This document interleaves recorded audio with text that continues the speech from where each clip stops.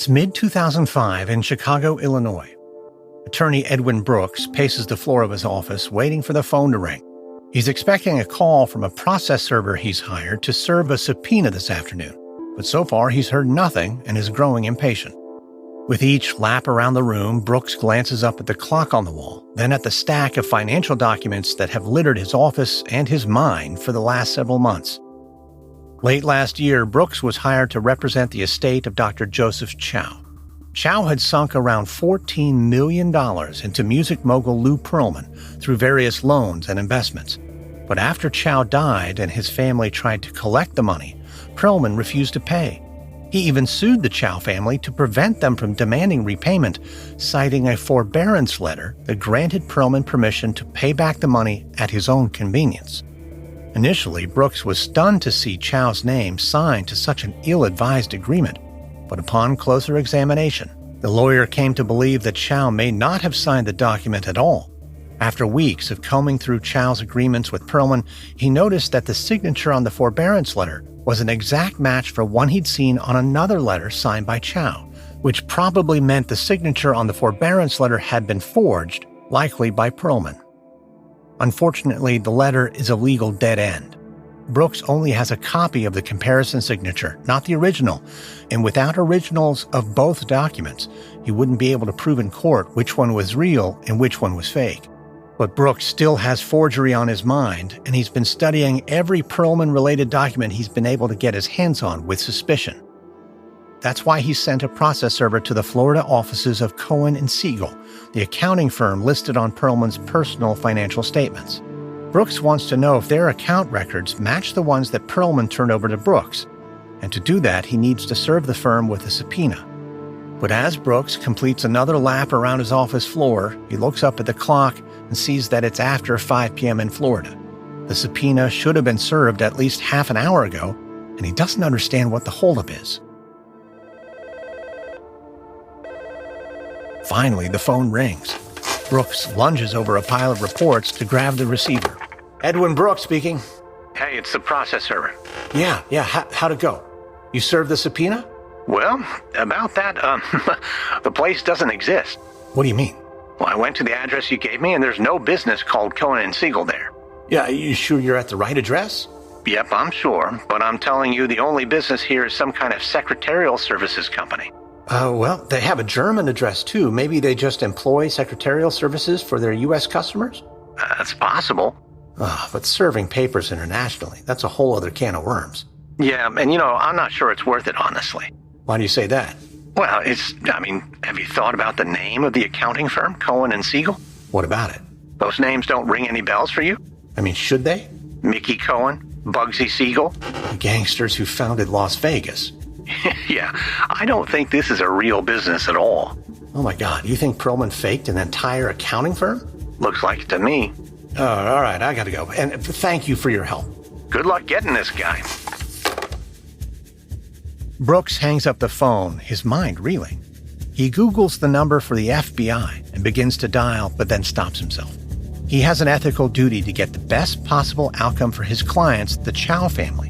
And from that perspective, the better move is to keep gathering proof that Pearlman is a con artist and use that evidence to push Pearlman to pay the Chows the biggest settlement possible.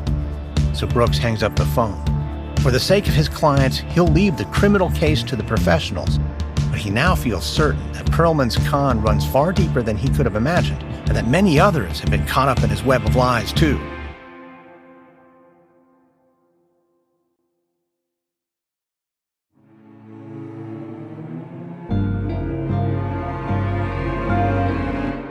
From Wondery, I'm Lindsey Graham, and this is American Scandal.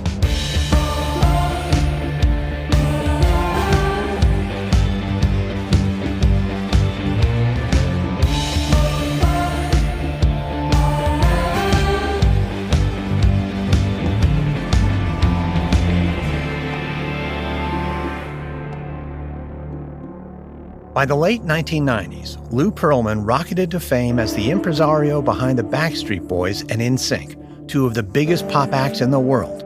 He built a reputation as a risk-taking entrepreneur who oversaw a vast empire that included not just musical acts, but a private airline company, restaurants, and real estate.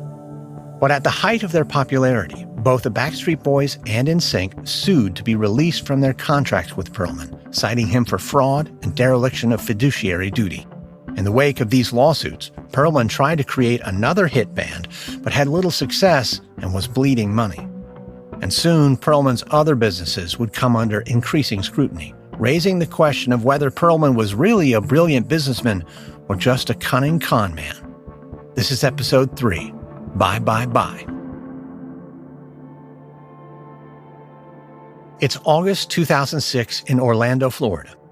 Lou Pearlman sits hunched over his desk, dialing the number for a bank in Georgia. The phone rings once, twice, and then the call gets redirected to a series of pre-recorded greetings interspersed with on-hold music. Pearlman slumps back in his chair. He needs to speak to a loan officer as soon as possible, but he's made enough of these calls to know it probably will be a while before a human answers the phone. So as he listens to the voice on the recording explain for the third time that someone will be with him shortly, Pearlman gazes around his office. 4 years ago, this former train depot was just a rundown tourist trap. Then Pearlman bought it and transformed it into a thriving business center, complete with ornate fountains and a glass elevator. He opened a steakhouse and set up his headquarters in the building. The office used to be a source of pride for Pearlman, but lately it's felt more and more like a symbol of everything that's gone wrong in his life. Pearlman took on massive debt to buy this building, and now he's struggling under the weight of it. Since losing his boy band cash cows, he's had to take out loans from nearly a dozen banks to keep his various businesses afloat. But they weren't enough, and now he needs to borrow more. The on-hold recording stops abruptly, and finally a loan officer answers. Pearlman doesn't want to sound desperate, so he clears his throat and leans forward in his chair, placing his elbows on his desk to steady himself.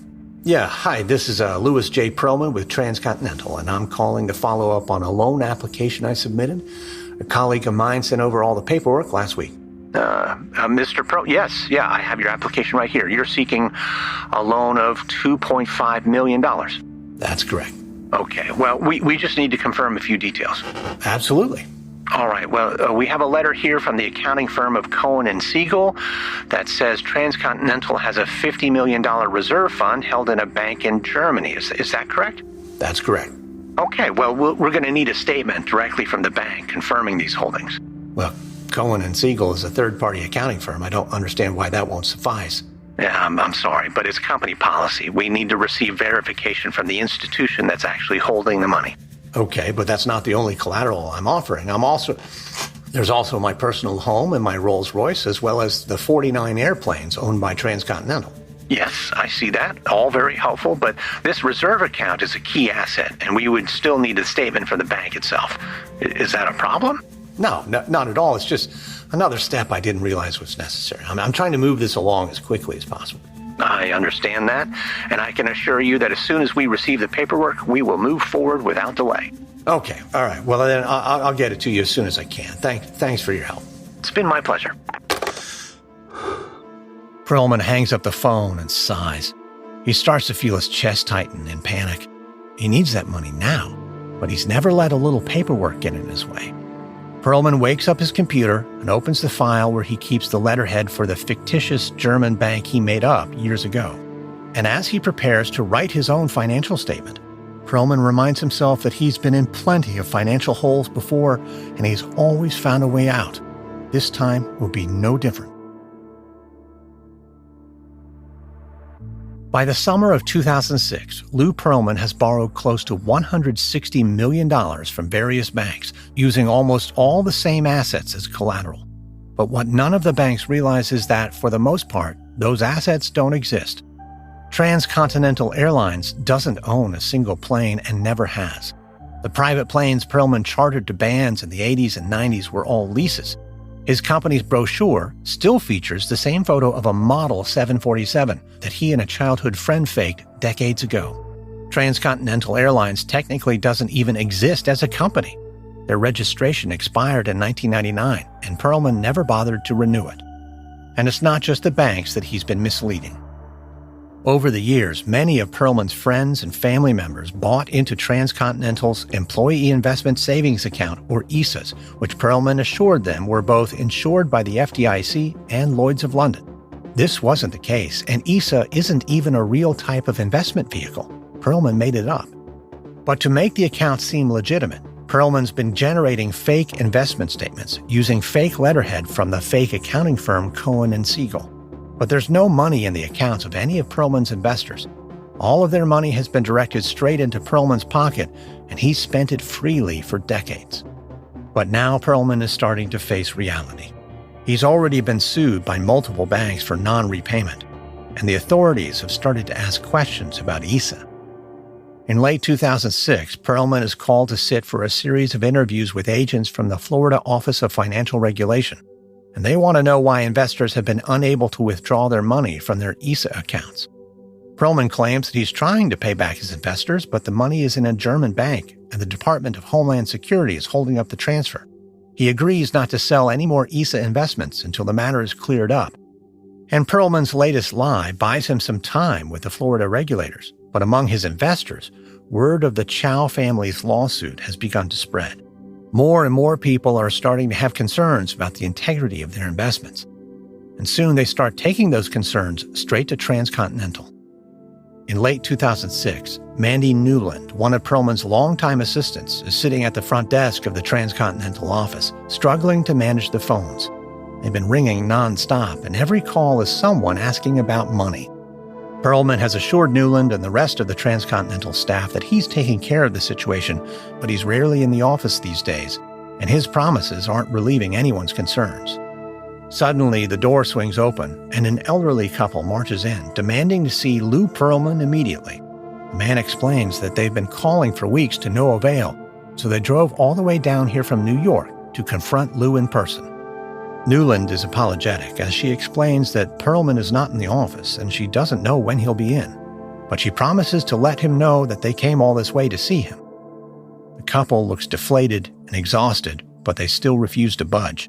The old woman's voice shakes as she explains they invested their entire life savings with Pearlman, and if they don't get the money back, they could lose their home. Newland doesn't know what to say. She wants to help them, but she doesn't know how. So she gently reiterates that she'll make sure to tell Pearlman that they are here the next time she speaks to him, but it does little to comfort the couple. She watches the old woman's lip begin to quiver before she bursts into tears, sobbing that they're going to end up in the street. The old man wraps a steadying arm around her shoulder, and as he guides her out of the office, he promises they'll try again tomorrow. But before the door is even shut, another elderly man marches in, demanding to know where his money's gone. Newman's heart sinks. She tries to maintain her composure, but she isn't cut out for this. When she started working at Transcontinental, she felt like she was in the business of making people's dreams come true. But now, every person who calls the office seems like they're living a nightmare. In January 2007, Lou Pearlman hires an accountant named Paul Glover to comb through his books looking for assets that can be sold to pay back his bank loans and investors. It's a last-ditch effort to save Transcontinental, or at least delay its inevitable implosion. But when Glover arrives at Pearlman's offices on January 5th, the music mogul isn't there. Instead, the accountant is greeted by Transcontinental Vice President Bob Fischetti and led into Pearlman's corner office, where a fake tiger fur rug covers most of the floor, and a row of filing cabinets lines one of the walls. Fischetti motions toward the filing cabinets and tells Glover that he can review every document he needs. Glover thanks Fischetti and then gets to work. He takes a seat and begins reviewing stacks of financial documents.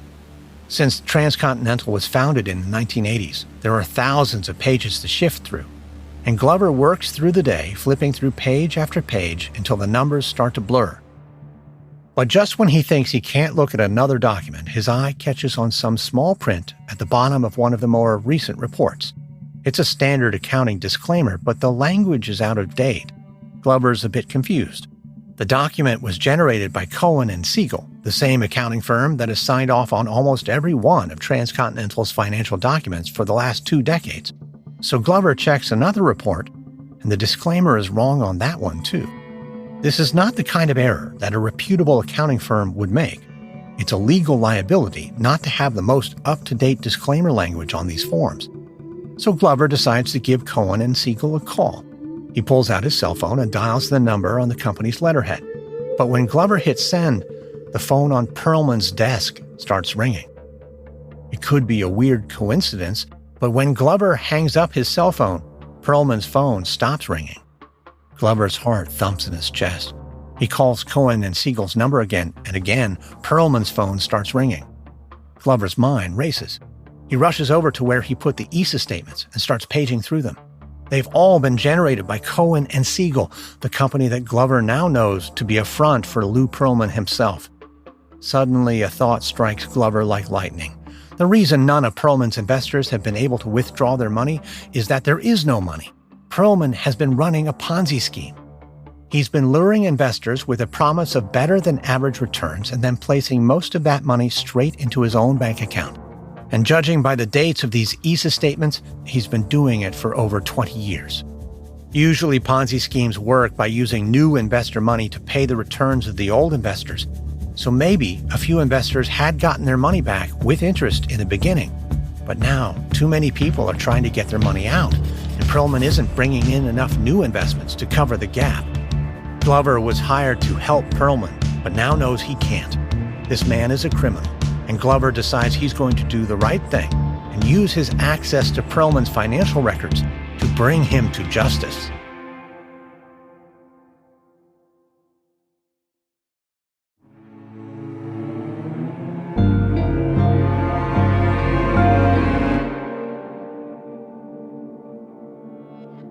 When accountant Paul Glover was hired to sort through Lou Pearlman's financial documents in January 2007, he thought he was dealing with a standard bankruptcy case.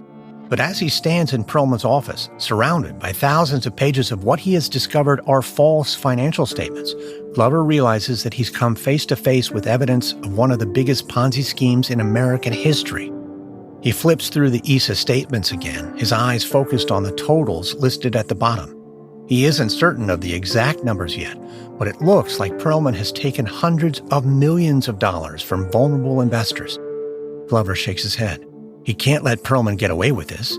He has to get this evidence to the authorities. But outside Pearlman's office, transcontinental employees are milling about, waiting for Glover to finish his work. And he has no idea how much they know or don't know about Pearlman's scheme. It's entirely possible that they're in on it. So Glover wants to try and sneak out without attracting attention while carrying as much evidence as he can. Glover grabs a file box and starts loading it up with financial documents. He grabs ESA statements and revenue reports from Transcontinental and anything else he can turn over to the authorities to prove what Pearlman's been up to. And then, just after 9 p.m., Glover peeks out the door of Pearlman's office with a box of evidence in his hands. There are still a few people working, but most of the staff have gone home. This might be his best chance. But as Glover exits Pearlman's corner office and walks past rows of cubicles, Transcontinental Vice President Bob Fischetti suddenly appears out of another office and blocks Glover's path. Glover puts on his best poker face and reminds himself he just needs to throw Fischetti off the scent for long enough to get to his car. Fischetti flashes a grin that to Glover looks a little forced. "Hey, Paul, you taking off for the night?" "Yeah, it's been a long day and I'm white." "Totally understand. You've been at it a while. What's in the box?" More documents, I got to review them all." "You need to take them with you?" It's easy if I just go through them at my office. It won't be in your hair." "Well, it's not a problem for you to come here. You're not in the way at all." "I appreciate that, but it adds commute time. It's more efficient if I take the files with me." "Okay, but what exactly are you taking with you?" Various tax returns, revenue reports. I need to find assets anywhere I can. Lou and you guys at Transcontinental, you're in a bit of a jam." "And how long will you need these for?" "About a week, give or take." "A week?" "Well, the company's been around a long time and there's all these subsidiaries. It's taken me a while to sort it all out." Really? Look, I just want to make sure I don't miss anything. I know creditors are breathing down Lou's neck. I'm sure you're feeling the stress, so the more thorough I am at this stage, the more likely I'm going to be able to find something to help you out." Fischetti stares at Glover. Glover swallows, fighting hard to keep his face neutral. Finally, Fischetti claps Glover on the shoulder. "Well, we appreciate all your help, Paul. Yeah, it is a big mess." "Well, no problem. Tell Lou I'll be in touch as soon as I'm finished going through everything. All right? Will do. Fischetti steps aside and Glover heads for the exit, resisting the urge to run as fast as he can. And when he finally reaches his car, Glover puts the box full of evidence in the trunk and collapses into the driver's seat, breathing hard. After Glover leaves Pearlman's office, he calls the state fraud hotline to tell them what he's discovered. Then he meets with some investigators who take a statement from Glover as well as the box of documents. Then, on February 1st, 2007, Florida's Office of Financial Regulation files a civil suit against Pearlman. They allege that Pearlman has been committing fraud for at least 15 years through the sale of ESAs, and they detail some of the lies Pearlman told to make the accounts seem legitimate. Around the same time, the banks that loan money to Pearlman decide they're done letting him dodge them. He's defaulted on every one of his loans and owes the banks nearly $200 million combined. So a group of banks in Orlando go to federal court and ask the judge to put Transcontinental into bankruptcy, freezing the company's assets. But that's when they discover that Transcontinental barely has any assets left. What little money remained in the company's accounts had already been transferred to the personal accounts of Pearlman and other company executives. And when FBI agents raid Transcontinental's offices 2 weeks later on February 15, 2007, they find the place ransacked. Panicked employees shredded as many documents as they could and carted off anything of value to sell. The place has been stripped of TVs, audio equipment, even furniture. So agents load up their truck with whatever documents are left and head to Pearlman's home, where they seize more evidence.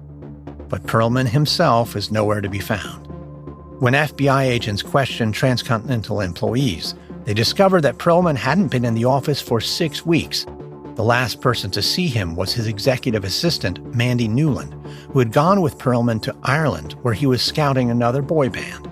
After that, Pearlman had flown to somewhere in continental Europe with a former member of one of his bands named Michael Johnson. Right now, his exact whereabouts are unknown. So with Pearlman on the lam, the case turns into a media circus, generating news not just in the United States, but all over the world. Word that the man behind the Backstreet Boys and NSYNC was running a Ponzi scheme hits especially hard in Germany, where both bands got their start. So when a 32-year-old German computer programmer named Thorsten Eborg sees the coverage, Pearlman's image lodges somewhere in the back of his mind. But Eborg forgets the story and moves on with his life. But then in June 2007, nearly 6 months after Pearlman left the United States, Eborg and his wife are on vacation in Bali, Indonesia, and that image of Pearlman comes rushing back. Eborg is walking down a white sand beach, enjoying the sunshine outside the Westin resort Nusa Dua, when he spots a heavyset middle-aged man with large glasses dressed in a Hawaiian shirt. Eborg squints, thinking that man looks a lot like Lou Pearlman. Eborg tries to tell himself it's just a random tourist, but he can't shake the sense that it really is Pearlman. So he heads to the resort's business center and searches the internet for pictures of Pearlman. And as he scrolls through the photos online, all of his doubts disappear. The man he saw was definitely Lou Pearlman, and from everything Eborg has read, he's a wanted fugitive. Maybe there might be even some kind of reward for a tip leading to his arrest. So Eborg continues Googling, and he comes across a blog written by a financial reporter with the St. Petersburg Times named Helen Huntley. Huntley's been covering the Pearlman case closely, outlining how his scams worked and peeling back the layers of deception. So Eborg sends her an email, letting her know that he believes Pearlman is staying at the Westin resort Nusa Dua in Bali. Huntley writes back, thanking him for the note. She confirms that the FBI has been looking for Pearlman and asks Eborg if she can forward his email to them. Eborg agrees, and soon he's excited to find an email in his inbox from FBI Special Agent Scott Skinner. But to Eborg's surprise, Skinner doesn't seem especially interested in the information Eborg has to share. The agent says that at this moment there is no arrest warrant for Pearlman, and that because the United States doesn't have an extradition treaty with Indonesia, Pearlman is allowed to travel through the country as he pleases.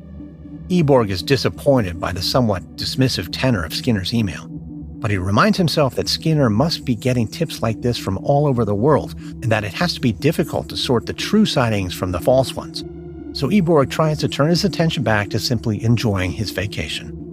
But the very next morning, while standing in line at the resort's breakfast buffet, Eborg again spots Pearlman, this time at a table by himself sipping coffee.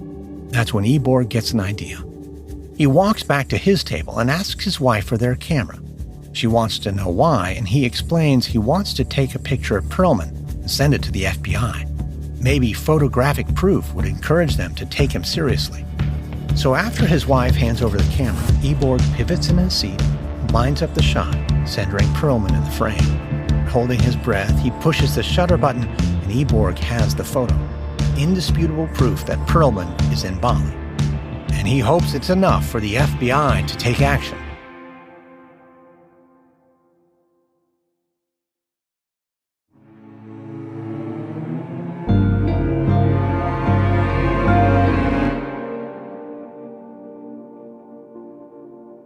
In June 2007, FBI agent Scott Skinner is sitting at his desk when an email comes in from a German citizen named Thorsten Eborg. Only yesterday, Skinner had received a tip from Eborg saying he'd spotted Lou Pearlman at a resort in Indonesia.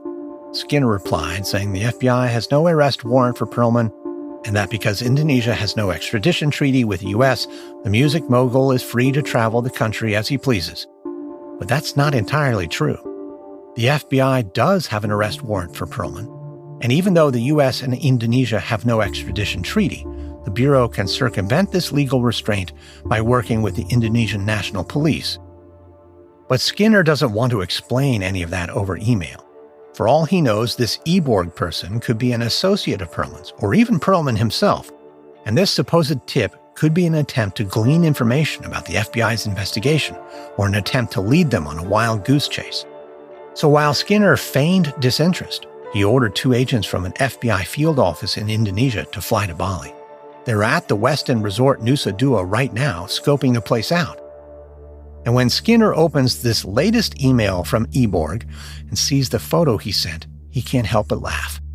In the corner of the photo, sitting at a table just across from Pearlman, are his 2 agents, dressed undercover as tourists, waiting to make their move.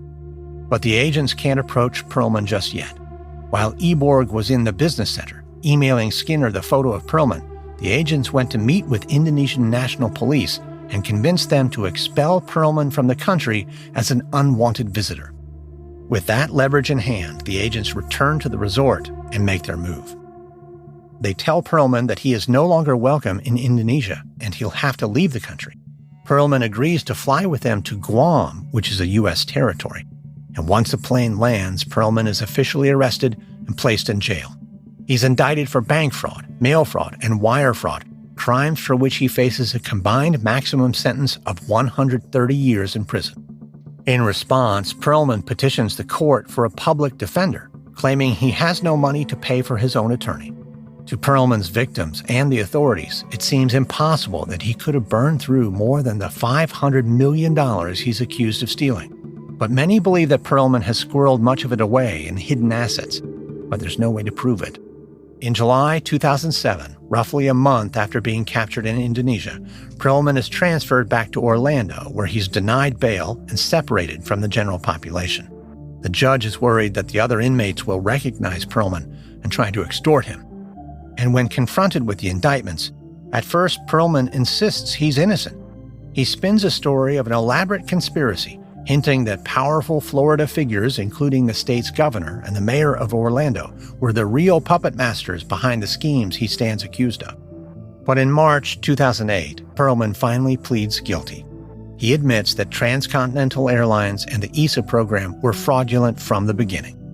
His sentencing hearing is scheduled for 2 months later in May, and dozens of Pearlman's victims travel to attend. Jennifer Chow and her mother arrive from Chicago. They've already settled their suit against Pearlman for $9 million on an arranged payment schedule, but they still haven't received most of that money, so they want to attend Pearlman's sentencing and hopefully see justice served. So on the morning of May 21st, 2008, Jennifer and her mother enter the courtroom and find that it's packed with Pearlman's victims. Many of them are elderly and shuffle into the courtroom using canes and walkers.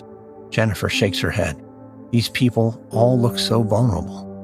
After a few moments, Pearlman is escorted into the courtroom. He's shackled in handcuffs and leg irons, sporting a navy jumpsuit with Orange County Corrections stenciled across the back. Jennifer holds her mother's hand. It's been years since they've seen Pearlman in person. There were reports that he had lost significant weight in jail, but he looks the same as she remembers him. The clerk then announces that Judge G. Kendall Sharp is entering the courtroom, and everyone gets to their feet. Judge Sharp enters and raps his gavel, starting the proceedings. Pearlman's lawyer stands up and argues that Pearlman should receive a lenient sentence. Under his plea agreement, Pearlman is facing a maximum of 25 years in prison, but he's 53 years old, so his lawyer argues that this is effectively a life sentence. He maintains that Pearlman was never on the run, simply on a business trip overseas, and uses the fact that Pearlman willingly went to Guam as proof that he was cooperative. He also argues Pearlman genuinely believed that he would be able to pay everyone back. After his lawyer wraps up, Pearlman reads a short statement. He apologizes for his actions and says he wants to do everything he can to make it right. Jennifer Chow just shakes her head. She doesn't buy Pearlman's apology. She remembers how hard he fought to avoid paying what he owed her father, including suing her family for trying to get the money they were owed. She doesn't see any reason to believe he's changed since then. And others in the courtroom agree. The judge allows the prosecutor to call some of Pearlman's victims to testify about the ways they were hurt by Pearlman's con. One by one, they take the witness stand, recounting how Pearlman promised them everything and left them with nothing. One woman breaks down as she talks about how even though she should be retired, now she has to work 2 jobs to make ends meet. Another victim talks about how her husband died just 7 months after learning that all their money was gone, believing he'd failed his family. Jennifer finds herself fighting back tears. The scale of Pearlman's wrongdoing is mind-boggling. And like Jennifer's father, these people tried to do the right thing. They all talk about how they looked over his insurance certificates, requested financial statements. Everything seemed above board, but Pearlman fooled them all. After the testimonies are finished, the judge reviews every count, then orders Pearlman to serve the maximum 25 years. Around the courtroom, Pearlman's victims erupt in applause, cheers, and sobs of relief. Jennifer closes her eyes and exhales. No one is getting their money back, but at least Pearlman is paying for his crimes. Even though Lou Pearlman's empire crumbled, and he likely won't get out of prison until 2029, the former music mogul doesn't give up hope. He spends much of his time behind bars on the phone, calling old friends and business acquaintances, including a former member of one of his boy bands, Michael Johnson. Johnson had been traveling with Pearlman in early 2007 when Pearlman was apprehended by the FBI. At the time, Johnson thought they were scouting bands for a company he and Pearlman were planning on starting together. But as the trip wore on, and Pearlman started acting stranger and stranger, Johnson decided to Google Pearlman from the Hotel Business Center in Bali. That's when Johnson first learned that Pearlman was accused of financial crimes, and when he realized that they weren't on a business trip at all, they were on the run. So Johnson left Bali before the FBI arrived, and he has since learned a lot more about the scope of Pearlman's crimes. He's sickened by them, and he's certain that Pearlman deserves to be in prison. But Johnson can't bring himself to cast Pearlman aside entirely. Johnson can't forget the ways that Pearlman was good to him, believing in him as a musician and then an entrepreneur. And he knows Pearlman's having a hard time in prison. He keeps getting beaten up by other inmates who accuse Pearlman of ratting them out in an attempt to broker deals for himself. So when Pearlman starts calling Johnson from prison, Johnson reluctantly answers every time, trying to keep Pearlman at arm's length, but without cutting him off completely. When Johnson sees that he's getting a call from an unknown number, he knows who's probably on the other line. So he picks up, and an automated voice informs him that he's receiving a call from an inmate at a federal penitentiary. Johnson accepts the call. Hey, Lou. Mikey, hi. How's it going? I'm doing great, buddy. Walking the track, doing my thing. That's good. And I'm close to a deal. I'm going to get out of here soon. Well, just be careful with that. You remember what happened last time. I don't want you getting into another dangerous situation. Don't worry about that. My lawyers are working on a whole new angle. I just got an email from them today. It's looking really good. Johnson closes his eyes. He knows this is a lie. Pearlman doesn't have any lawyers right now. Well, good. I'm glad to hear that. But in the meantime, I've got all these guys in here singing for me, and I think I could put together a band in here. Some record executives have already reached out to me. Johnson shakes his head. He knows this is another lie, but it's so pathetic, Johnson can't bring himself to call Pearlman out. Well, I'm glad you're keeping busy. You could help me manage them. We can get our business off the ground, maybe even sell this story to a TV network. That would be great. Big things are coming, Mikey, big things. This is just a hurdle, and we have to get past it. Yep, we sure will. But hey, I got to run. Some things I need to take care of. Sure. Talk to you later. Take care, buddy. You too, Lou. Stay safe. Johnson hangs up the phone. He doesn't have anywhere he needs to be. He just couldn't talk to Pearlman anymore or listen to any more lies. Pearlman's living in a fantasy world where he's still a big shot on the verge of another triumph. And as Johnson stares out the window, it occurs to him, maybe Lou Pearlman's been living in a fantasy world his entire life. On August 19th, 2016, Lou Pearlman died in federal custody from cardiac arrest. He had served 8 years of his 25-year sentence and was 62 years old. At the time of Pearlman's sentencing, there was at least $300 million of investors' money unaccounted for. At the sentencing hearing, the judge had offered to reduce Pearlman's sentence by 1 month for every $1 million he returned, but Pearlman didn't facilitate the return of any money. Some believe that he had it stashed away somewhere, but most experts believe Pearlman simply spent it. Shortly after his arrest, Vanity Fair published a long article about Pearlman and his crimes, including accusations that Pearlman had sexually abused members of his bands. Sources said that Pearlman showed underage boys pornography, massaged them, and would jump on their beds naked to wake them up. But most of the allegations were never proven, and in a 2014 interview, Pearlman denied any sexual wrongdoing. But the legacy of the bands he created lives on. NSYNC held the record for most albums sold in a week for 15 years, and several of its members went on to successful solo careers, most notably Justin Timberlake, and the Backstreet Boys continue to tour today. They've sold over 100 million records, which makes them the best-selling boy band of all time, just like Lou Pearlman always believed they would be. From Wondery, this is episode 3 of Lou Pearlman, the con man of pop for American Scandal. In our next episode, we speak with Tyler Gray, author of the hit charade, Lou Pearlman, Boy Bands, and the Biggest Ponzi Scheme in U.S. History. If you'd like to learn more about Lou Pearlman, we recommend Tyler Gray's The Hit Charade, the Netflix series Dirty Pop, The Boy Band Scam, and Mad About the Boys by Brian Burrows, published by Vanity Fair. This episode contains reenactments and dramatized details. And while in most cases we can't know exactly what was said, all our dramatizations are based on historical research. American Scandal is hosted, edited, and executive produced by me, Lindsey Graham, for Airship. Audio editing by Christian Paraca. Sound design by Gabriel Gould. Music by Lindsey Graham. This episode is written by Austin Rackless. Edited by Emma Cortland. Fact-checking by Alyssa Jung Perry. Produced by John Reed. Managing producer Olivia Fonte. Senior producer Andy Herman. Development by Stephanie Jens. Executive producers are Jenny Lauer-Beckman, Marshall Louie, and Aaron O'Flaherty for Wondery.